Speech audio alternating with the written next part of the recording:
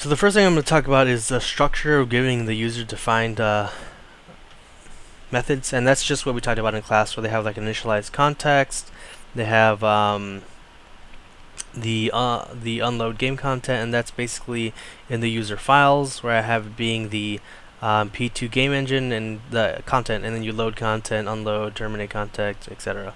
Um, so in order to test that the destructors get called, basically I made a level with two objects, a ship and a weird shape, and in this case the ship is registered for input, drawing, updating, and everything. So I can test that the key inputs, which are the key states, and the alarm markers get destroyed. And in the game unload content, I basically have it so that it cleans up the current scene when the game ends, which is true for anything. Even if you change scene, you still have a current scene. So when the game ends completely, you want to clean up that scene. And I'll just iterate through the whole destruction process, which I just call after exiting the window. So you unload the assets, you destroy the asset manager itself, then you get the scene, you clean up the current scene. The first thing to go is first looking at the scene destructor and then the base of it, which is the scene. Then you get the game objects because it's currently doing the terminable manager. So it gets all of the base destructors. Should happen twice because it's a weird shape and a ship. There you go, that's the end of the terminable. Then it destroys the terminable manager as part of the scene. It gets the collidable groups and destroys those. There should be two, weird shape and ship. Then it destroys the actual collision manager, the alarm markers, which is only one of, then the alarm manager, then the key states, which is only one of due to the ship, and then the input manager, then the drawable manager, the update manager, and then that should be cleaning up the entire scene. And then we have the scene manager being deleted itself, and then the time manager being deleted itself. And that pretty much frees up all the memory. Okay, so now I'm going to show scene changing, and in scene 1, I basically have a ship and a weird shape, and then their collisions, and in level 2, I have two ships and one weird shape, and then just a collision between ship and ship. And the way I'm going to go about testing this, well, first I'm going to show the actual scene changing.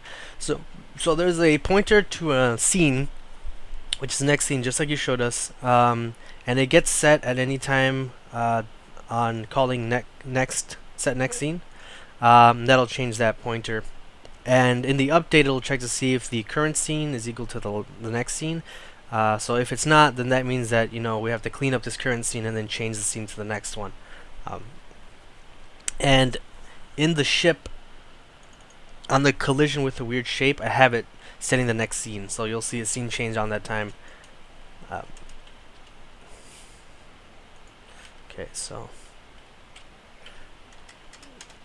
it's marking itself for destroy because that's what's in the collision. So as you can see, it'll set the next scene, but first it's gonna check to see if the current scene is not the next scene. So then right now this is it doing mark for destroy, so we'll go over this.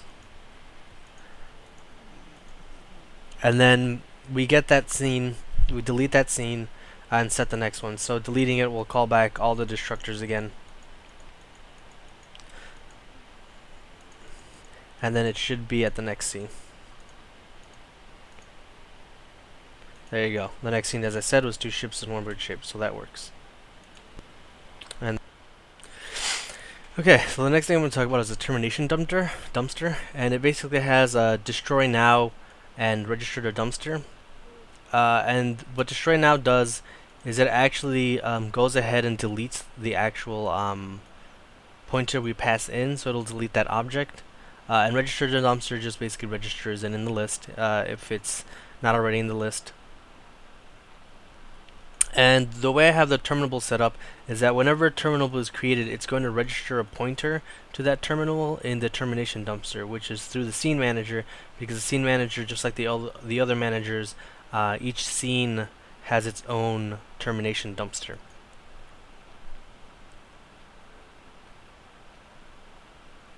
And so just to show that the termination dumpster does work all the functions, in the ship on collision, I have it so that when it collides with the weird shape, it's going to mark itself for destroy and set the scene.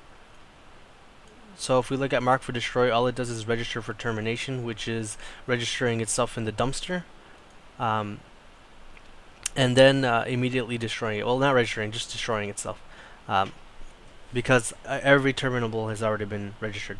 So if it destroys itself, then the list is going to search for it and then delete it. So if we run the program, it's going to have 2 because of the weird shape and the shape in level 1. So there's 1, and this is the second one. And then when we hit it, just like in the previous example, it should change scenes, meaning it should call the destructor for the scene and then the termination dumpster.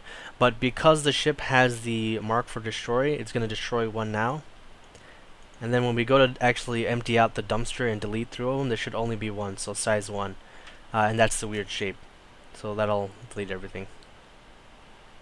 And now, because of the new level, it's registering the new scenes terminables. It's registering to the dumpsters. I have 3, which is 2 ships and a weird shape. So we're going to see 3. So 1, 2, and then the third one. And then it should show up the new scene. And then just to show that the terminal dumpster does work for the current scene as well, I'm going to exit out the program, which calls deleting the current one. And as you can see, none of the objects have been deleted. So it's size 3, and it's going to delete every single one of those. And now it's size 0, and that should be it.